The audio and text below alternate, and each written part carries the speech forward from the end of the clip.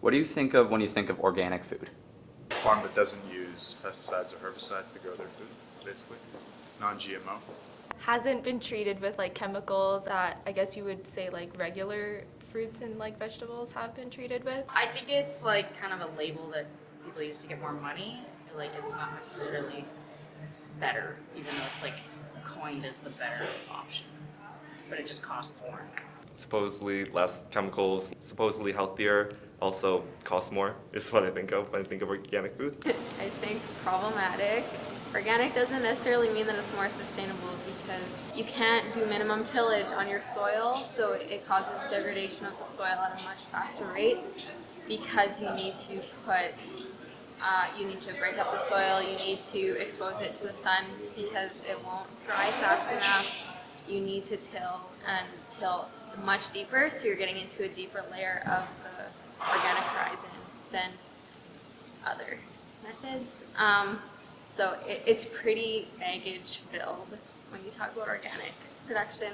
Nowadays, I find that there's more and more options for organic. I'm not 100% sure if what they're putting labels on are 100% organic. That's my big concern, because I don't want to eat anything that's been sprayed with chemicals.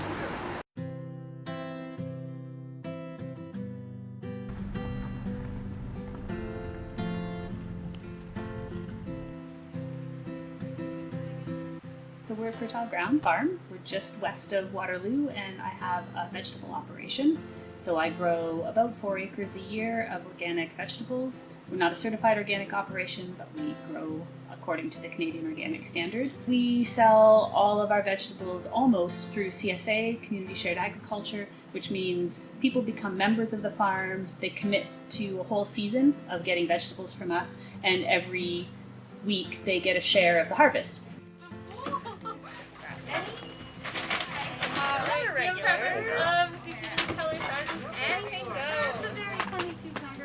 So my job as a CSA farmer is to curate a really nice mix of vegetables that people get every week, and that goes for 19 weeks of the season. Somewhere approaching 300 households get CSA shares from us each year, and then we also do a little bit of growing for some restaurants and retail shops in town, but all of our production is 100% local to the KW area. I'm Adam Kramer, I'm a market gardener. I'm Rachel. The Hacienda Market Garden, where Rachel and I work, is a volunteer-driven community enterprise. Our community-supported agriculture program, CSA. We grow food, we sell it, which is fed back into the project to sustain our work. In a lot of ways very focused on building connections between people, but also building connections between people and food. The number one question we get is, are you organic? Are you organic, right? Mm-hmm. You know, a lot of people who are interested in buying our shares, you know, will say, oh, I'm interested in buying a share, or is it organic? Our farm is not a certified organic farm, yet we're farming ecologically. So the organic certification is not necessarily an indicator of sustainability. So you have all these tillage practices and cover cropping and intercropping and pest control and soil fertility, and they're all part of a whole systems approach. Regenerating the resource, which is the soil, and providing the output, which is food, and then broader ecosystem services in the form of community building, community space. There are good organic growers and there are bad organic growers, just like there are good conventional growers and bad conventional growers. And the problem with sort of people just trying to push monocultural practices that can pass as organic and get certified, but are not doing anything much for the soil. Certification can be prohibitive in many parts of the world and parts of Canada, and so not all farmers or growers who are using even organic principles and practices are able to get certification, so then do they count as organic or not? So I think those are some of the limitations of just taking sustainable to mean organic. If we want to have a sustainable, resilient farm system, then we want to have a lot of diversity, and diversity also mimics what's happening in ecosystems. Nothing grows in monocrops naturally. We grow tons of different things, and if you name a vegetable, we probably grow it. We do pollinator plantings every year, and we also grow native wildflowers that are pollinator friendly to sell to people and to donate to some community groups. So a lot of this space is actually being taken up by some of those types of things and not tons of vegetables yet.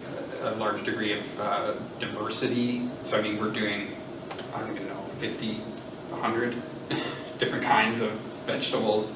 One of the things that's really challenging in organic vegetable production is that we have a lot of weeds. In a conventional system, there would be herbicides that you could use to do weed control, at least between plants. In a large-scale operation, which I'm not, there would be specialized mechanical tools that you could use for weed control, making sure that my crop grows faster than the weeds. Using labor for that is really the way that makes the most sense. The pro is that humans are really sustainable tools. We don't require fossil fuels to run ourselves. We're essentially solar powered, right? We eat plants and animals that gain their energy from sunlight. Using our bodies is a really sustainable way to do things, but it's very expensive. And people say getting large scale is more efficient. It makes more sense because you can specialize, and using machinery is often cheaper than using people. So finding a balance of doing things at a human scale that are still efficient enough to make a living is one of the things that's been a challenge over the years. Finding some blend of mechanization, building good systems for humans to do things efficiently on the other hand. The economic system that food production is embedded in is another area where sustainability is really challenged. We're competing with global markets in Ontario where labor is super cheap. Elsewhere, we bring in a lot of migrant labor. We don't have a lot of people who want to work on farms in Ontario. So there's a shortage of labor on farms, which is really challenging. I don't know if this is something that most people would know, but when somebody works on a farm just as a general laborer, there's no minimum wage. There is for migrant laborers. If you're bringing people in, you have to pay minimum wage, but I technically wouldn't. I could pay people $3 an hour if they would work for it. They probably wouldn't. But we have this undervaluing of people who produce food and what their labor is worth. And we also have an undervaluing of what food is worth. And when you put those together, it's really hard for a business like mine or anyone else who's in food production to pay people a fair wage and to still have a profit for ourselves and to still keep food affordable enough that everyone can eat really good quality food. And I would say it's near impossible to do those three things at the same time. And until we have a food system that allows us to be able to meet all of those goals, it's not going to be sustainable. And that's not something that any one operation can take on their own. People don't want to pay more for the food they're eating. For me, it's easy to farm in a different way because I wasn't starting with an established system that I had to throw away, that I had potentially millions of dollars invested in. My choices are raise prices or pay people less or don't have much money left myself. And, you eke away or you chip away in every direction, but it's hard to make that all work. We're still selling CSA shares. Half of our members come out to the farm on Fridays to pick up their shares. The other half we deliver to Kitchener once a week through the season. So certainly becoming a member, forging that relationship. But CSA isn't for everyone. There's not as much choice in the vegetables you take home, and if you travel a lot in the summer, it may not be worth it. Our climate is fairly short and people want to eat fresh vegetables year round, but we have about a 20-week season of field crops that are coming in. So without doing all sorts of season extension, that's about all the vegetables that people can have or going into storage. There's a lot of questions around that seasonality component. The number of complaints about CSAs was not enough variety each week, yet there was lots of variety based on seasonality. So really the thing was, I want tomatoes in June before they're actually in season.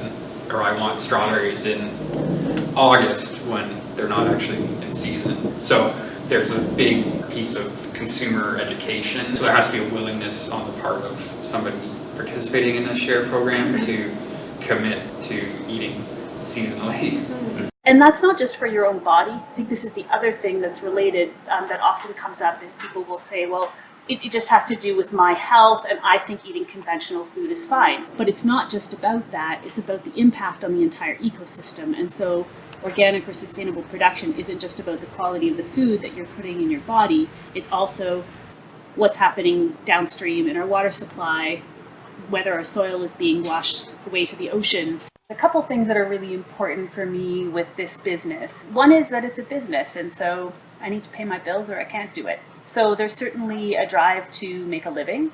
I love feeding people. Our tagline for the business is inspiring people to get excited about their food.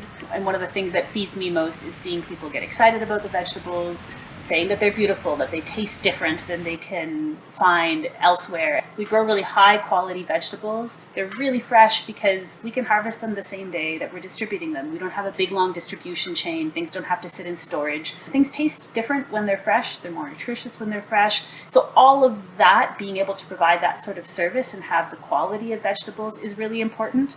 Growing things in as sustainable a way as I know how, and that changes from year to year as I learn better production methods and discover impacts that I hadn't anticipated of choices I'm making or the way that we're growing things. But the other really important thing is trying to make food meaningful. We can think of food as just a fuel, and you need a certain number of calories. A lot of people count calories, and I think when food is meaningful, when it's exciting, then people have a relationship with it that's different, and I think it changes the way the food tastes. It changes the way people value meals, and just being part of the story of a farm is really meaningful for people. People naturally gather around food. It's a community builder. You go to a party, there's music playing in one room, there's food in the kitchen, everybody's in the kitchen. And so trying to use the farm as that gathering place, as that community building place, as that place of conversation is part of what I think is really important.